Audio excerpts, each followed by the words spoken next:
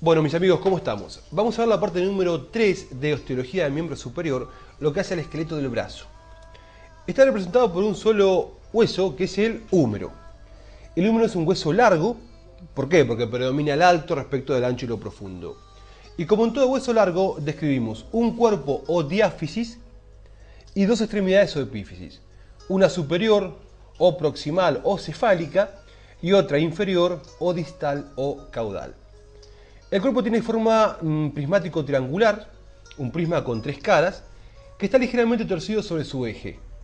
Describimos una cara anterointerna, esto es un húmero derecho, acuérdense que siempre son esquemas derechos, esto es interno, esto es externo, esto es superior, esto es inferior, la vista es anterior. Entonces, tenemos en el cuerpo una cara anterointerna, una cara anteroexterna y una cara posterior que no la estamos viendo acá. Y tres bordes. Un borde anterior que hacia abajo es romo y se divide en dos patas, en dos ramas, que abrazan a la fosa coronoidea, que después vamos a ver. Un borde posterior interno que termina hacia abajo y hacia adentro en una saliencia ósea que es la epitróclea, famosísima, después la vamos a ver también. Y un borde posterior externo que termina en una saliencia un poco más chiquitita que es el epicóndilo, por fuera, que después también vamos a ver. Esto es una extremidad proximal o superior del húmero.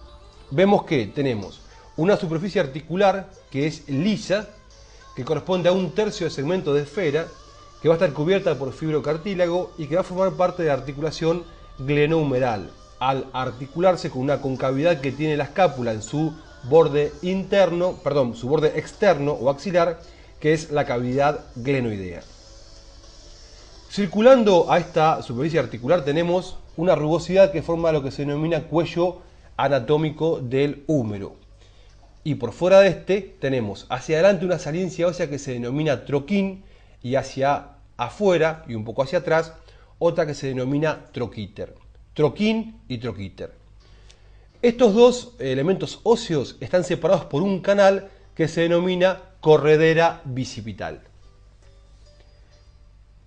Por debajo del troquín y el troquíter, a este nivel, encontramos lo que se denomina cuello quirúrgico del húmero. ¿Por qué? Porque es a este nivel donde se van a dar las fracturas por torsión del hueso.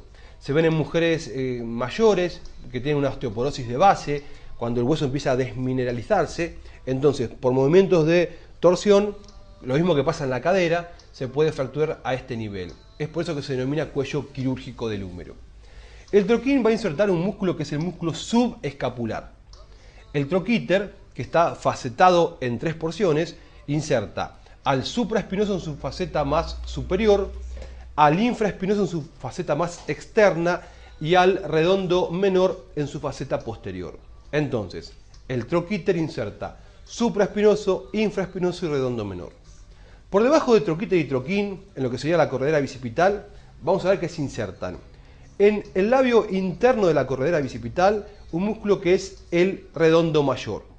En el labio externo se inserta otro músculo que es el pectoral mayor. Y en el fondo, más hacia el lado de adentro, se va a insertar el dorsal ancho. La mnemotecnia es un ancho entre dos mayores, el redondo mayor hacia adentro y el pectoral mayor hacia afuera. Por la corredera bicipital va a venir corriendo, como su nombre lo dice, el bíceps, la porción larga del bíceps, que lo hace entre el dorsal ancho y el pectoral mayor, porción larga del bíceps. Entonces, ¿por qué la corredera bicipital se llama de esa manera? Porque por ahí pasa la porción larga del bíceps. No se inserta, sino que pasa. Se va a insertar en la rugosidad supraglenoidea de la escápula. Húmero visto de adelante, húmero visto de atrás. Esto es interno, acá también es interno, externo, externo. Perfecto. Vemos que hacia anterior, con el borde anterior, encontramos en la cara anteroexterna una cresta que se dirige hacia abajo y hacia adentro y delimita una V, lo que recibe el nombre de V deltoidea.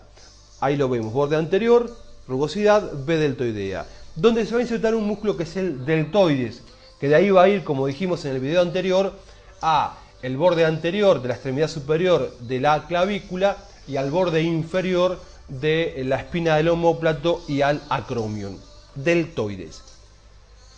A ese nivel por dentro se inserta el córaco braquial, que de ahí va a ir a la apófisis coracoides con la porción corta del bíceps. Y hacia abajo, en todo lo que es la cara anterointerna, anteroexterna y borde anterior, se inserta el braquial anterior, músculo del brazo que va a ir a la apófisis coronoides del cúbito. En la cara posterior encontramos lo que se denomina, una cosa que me había olvidado, que acá lo vemos, es en el borde posteroexterno se inserta hacia arriba el supinador largo y hacia abajo el primer radial. Supinador largo y primer radial, en el borde posteroexterno. Ahora sí, en la cara posterior encontramos un canal de torsión que se dirige hacia abajo y hacia afuera. Por ahí va a correr la arteria humeral profunda y el nervio radial. Y divide a esta cara en dos superficies. Una que está por arriba y por fuera, donde se va a insertar el vasto externo, y otra que está por abajo y por dentro, donde se va a insertar el vasto interno, que son dos músculos que pertenecen al tríceps braquial. Acá vemos la extremidad inferior del húmero, en una vista anterior. Tenemos una superficie articular en forma de polea que se denomina tróclea humeral y por fuera una ovoidea que es el cóndilo humeral, que van a corresponder a la cavidad sigmoidea mayor del cúbito de la tróclea y a la cúpula radial el cóndilo, en la articulación del codo.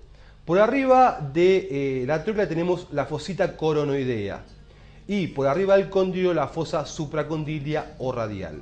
Y después tenemos dos saliencias óseas, una hacia arriba y hacia adentro de la tróclea, que es la epitróclea, importantísima, por ella ahí se van a insertar los músculos epitrocleares, que son el pronador redondo, palmar menor, palmar mayor, cubital anterior y un haz del flexor común superficial de los dedos.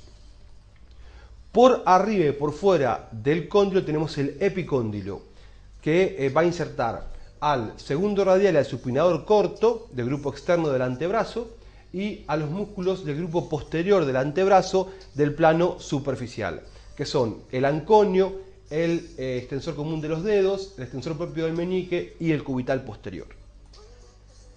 Acá vemos la extremidad inferior vista desde atrás, esto es interno, esto es externo. Acá tenemos la tróclea y acá tenemos el cóndilo. Por arriba de la tróclea tenemos la fosa olecraniana, que va a corresponder al pico del olecranon del cúbito. Es muy grande y se ve con facilidad. Bueno, no más para decir del húmero. Los saludo y nos encontramos pronto. Hasta luego, gente.